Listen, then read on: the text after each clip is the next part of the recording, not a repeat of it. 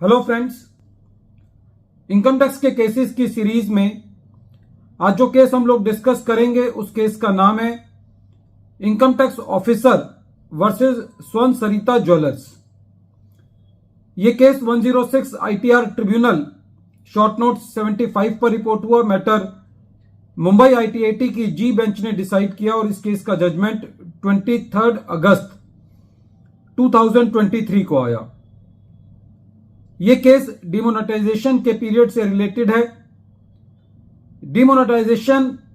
Indian history के अंदर एक ऐसा इवेंट है जिसने सबको हिलाकर के रख दिया था और खासकर एक ऐसी अपॉर्चुनिटी कुछ लोगों के लिए प्रोवाइड की, जैसे ज्वेलर्स के लिए, क्योंकि शाम को 8 बजे डिमोनेटाइजेशन को डिक्लेयर किया गया था। लोगों के बीच में एक ऐसा पैनिक था अपने कैश को किसी तरीके से डिस्पोज ऑफ करने का, और लोगों के पास ज्वेलरी खरीदने के अलावा और कोई बहुत ज्यादा बेस्ट ऑप्शन उस दिन नहीं था। इस केस को डिस्कस करने का मेन कारण यह है कि इनकम टैक्स प्रोसीडिंग्स के अंदर प्रीपोंडेंस ऑफ प्रोबेबिलिटी का काफी महत्व है। प्रीपोंडेंस ऑफ प्रोबेबिलिटी का कंसेप्ट यह है कि क्या किसी परिस्थिति के अंदर एक नॉर्मल आदमी किसी पर्टिकुलर मैनर में यदि बिहेव करता है तो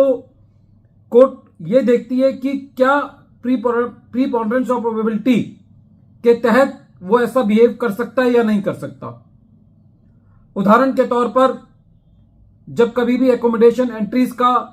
असेसमेंट होता है तो यह देखा जाता है कि एक आदमी जो कि अपनी बैलेंस शीट को खाली 1000-2000 रुपए टैक्स पे कर रहा है हर साल, कोई कंपनी, और वो कंपनी करोड़ों रुपए का यदि कोई लोन देती है और वो भी इंटरेस्ट फ्री, तो ऐसे केस के अंदर प्रीपोंडेंस ऑफ प्रोबेबिलिटी के कंसेप्ट को यूज करते हुए काफी सारी एडिशंस एसएससी के हाथ में सस्टेन करती हैं। ऐसा ही कुछ सवाल मुंबई आईटीएटी के सामने था। इस केस में एसएससी एक ज्वेलर है जो कि गोल्ड का और डायमंड्स का काम करता है। डिमोनेटाइजेशन के टाइम पर एसएससी ने करीबन 50 लोगों को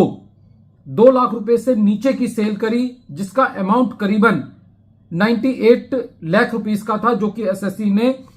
डिमोनेटाइजेशन पीरियड के दौरान जमा किया। आईटीएटी के सामने सवाल यह था कि क्या डिमोनेटाइजेशन की रात को यदि कोई ज्वेलर 50 लोगों को सेल करता है 2 लाख रुपए से कम की, तो क्या यह प्रीपोंडेंस ऑफ प्रोबेबिलिटी के सिद्धांत से सही है या नहीं। इस केस के अंदर जब एसएससी ने अपनी ज्वेलरी को सेल किया तो बकायदा सेल बिल प्रोड्यूस किए गए असेसिंग ऑफिसर के सामने, उसको स्टॉक रजिस्टर दिखाया गया, प्रॉफिट एंड लॉस अकाउंट के अंदर उस सेल को कंसीडर किया गया,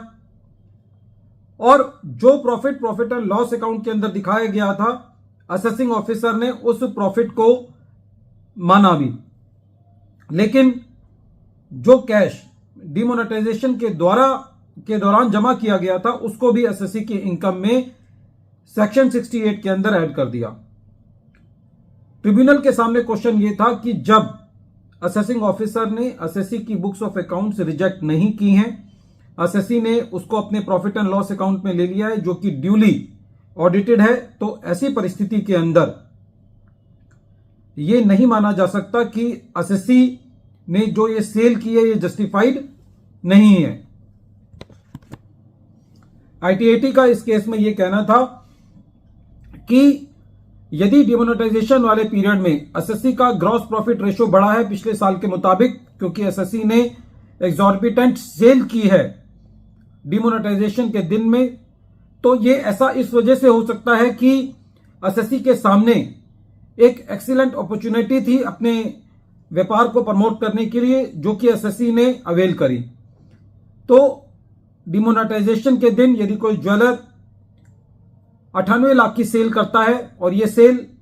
करीबन 50 लोगों को की जाती है और सेल बिल 2 लाख रुपए से कम के हैं, तो यह नहीं कहा जा सकता कि एसएससी ने कोई मैनिपुलेशन करी है या यह बिजनेस सिद्धांतों के विरुद्ध है।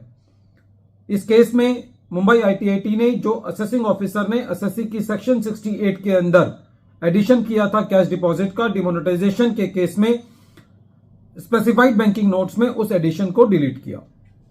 Thank you friends.